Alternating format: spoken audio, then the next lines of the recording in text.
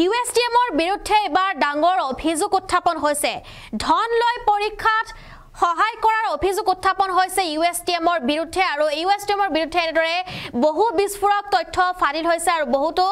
বিস্ফোৰক অভিযোগ উত্থাপন কৰিছে একাংশ ছাত্ৰই সবিশেষ লৈ আহিছে এই মুহূৰ্তত USTMৰ বিৰুদ্ধে বহু চাঞ্চল্যকৰ তথ্য পোহৰলৈ আহিছে এবাৰ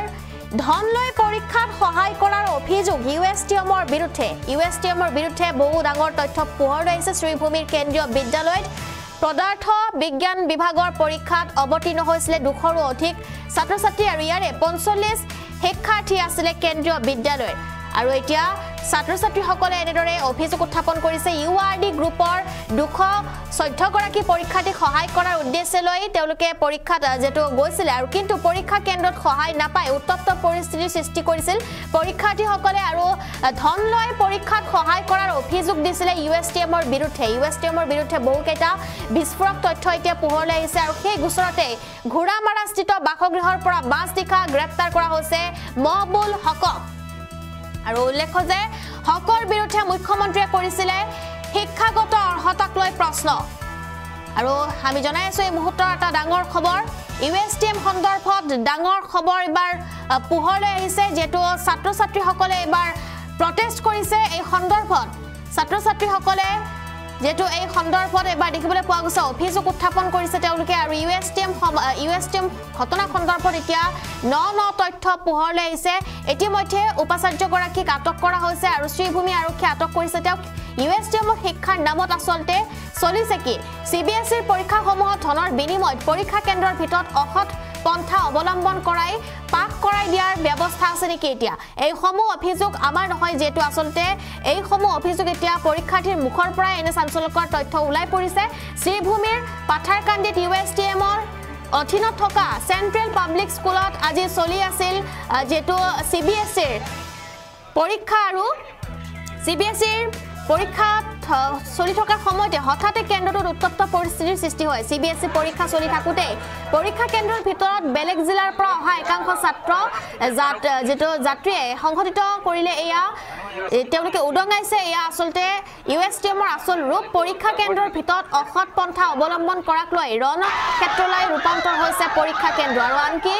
স্থানীয় সাংবাদিকসকলক গোটাই বাহিৰত যেটো তেওঁলোকৰ ভিডিঅ' কৰা হৈছে আৰু সেই ভিডিঅ' যেটো কৰিবলৈ বাধা প্ৰদান কৰিছে কৰ্তৃপক্ষই আৰু এনেদৰে ভয়ংকৰ পৰিস্থিতিৰ সৃষ্টি হৈছে USTMৰ পৰীক্ষা কেন্দ্ৰত আমি দৃশ্য দেখুৱাই আছো এই মুহূৰ্তত আৰু এই সন্দৰ্ভত মন্তব্য আছে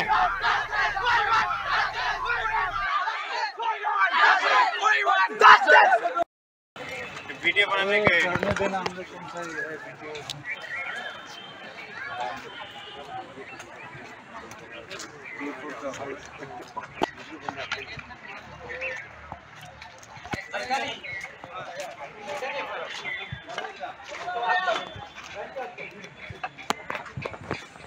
এডমিশন নেওয়া হয়েছিল USTM যেটা গুয়াহাটি আছে গুয়াহাটিতে USTM ভিজন 50 নামের একটা USTM এর ভিতরে একটা আছে coaching institute integrated coaching institute সেখানে এডমিশন নেওয়া হয়েছিল তার সেন্টারে যেটা ছিল নুমা নামে তিনি আমাদেরকে হোপ দিয়েছেন যে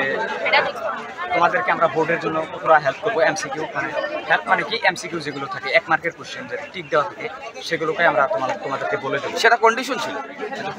না আমাদেরকে বলে দেওয়া হয়েছিল পরীক্ষা দেব আমরা পরীক্ষা আমাদেরকে এডমিশন যখন নিয়েছিলাম তখনই বলে দেওয়া হয়েছিল যে তোমাদেরকে আমরা হেল্প করব সেটার পরে আমরা এখানে 400 কিলোমিটার তাই করে আমরা এখানে এসেছি সেজন্য আমরা হোপটা মানে বিশ্বাস করেছি যে 400 কিলোমিটার কিসের জন্য নিয়ে আসবে এই জন্যই হয়তো আমরা বিশ্বাসটা করতে পেরেছি আবার যেদিন আমাদের ফিজিক্যাল এক্সাম হবে এক্সামের মুহূর্তে আমরা এখানে এসেছি সব ছাত্রছাত্রীদেরকে মানে ডেকে এখানে বলা আমাদের ফিজিক্যাল টিচারটা বলে যে তোমাদেরকে সবাইকে আমি MCQ বলে দিব তোমরা MCQ এর জায়গাটা খালি রাখো আমরা সেজন্য MCQ এর জায়গাটা খালি রাখছি লাস্ট 2 মিনিট পর্যন্ত MCQ এর জায়গাটা খালি রাখছি আমরা হোপ রাখছি যে আমাদেরকে MCQটা দেওয়া হবে সেজন্য আমরা লাস্ট পর্যন্ত ছিলাম কিন্তু আমাদেরকে MCQটা দেওয়া হয় না কিন্তু আমরা পরীক্ষাতে যাওয়ার পরে আমরা শুনতে পারি যে এখানকার যেগুলো 2 বছর ধরে এখানে পড়ছে তাদেরকে MCQ দেওয়া হয়েছে সেজন্য আমরা স্যারদেরকে আমাদেরকে এখানকার ডিপার্টমেন্টকে আমরা বললাম যে এভাবে হয়েছে বলে আমরা এভাবে হয়েছে হিসাব পরে আমাদেরকে বলা হলো যে মানে তোমাদের এই মুহূর্তে অভিযোগ যে CBS এর অধীনে যারা ছাত্রছাত্রী তাদেরকে সুযোগ করে দেওয়া হয়েছে আর সুযোগ করে দেওয়া হয়েছে কিন্তু আমাদেরকে দেওয়া নাই কিন্তু আমাদের সেটা পয়েন্ট আমরা পড়িনি যা হয়েছে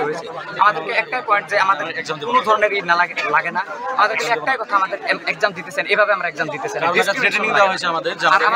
থ্রেট দেওয়া হয়েছে যে থ্রেট দেওয়া হয়েছে যে তোমাদেরকে রেড মার্ক দেওয়া হবে, 200 আমাদেরকে রেড মার্ক। তো এখানে একাংশরা উল্লেখ করেছেন যে পরীক্ষা কেন্দ্রের ভিতরে মোবাইল ফোন এলাও হয়েছিল। আমাদের সিনিয়রের কাছ থেকে আমরা শুনতে পেরেছি যে মোবাইল ফোন এলাও করা হয়েছে আগের বছরে। এবছর কি এখানে এই কেন্দ্রের পরীক্ষার্থীদেরকে মোবাইল ফোন ব্যবহার করতে দেওয়া হয়েছিল? মোবাইলের কথা আমরা এখনো পর্যন্ত শুনতে পারিনি, আমরা হয়তো আমরা এখনো ডাইরেক্ট এমসিকিউটা দেওয়া হয়েছে, এটা ছাত্রছাত্রীরা বলেছে এমসিকিউ সিট এগুলো দেওয়া হয়েছে তাদের। এখন এই মুহূর্তে তোমাদের কি দাবি? আমরা এখন আমরা এক্সাম দিতাম না, আমরা এখন এক্সাম দিব না। এবার এক্সাম না দিয়ে 1 বছর যাবো এক্সাম দিব না। প্রিন্সিপাল ম্যাম আগে 5 বছর এক্সপেল করে 1 বছরের কারণে তো 5 বছর কারণ এখন আমরা এই সেন্টারে আমরা এক্সাম দিতাম না, এই সেন্টারে টিসি দিয়ে দিই, আমরা মানে এডমিশন দিয়ে ভালো করে আরো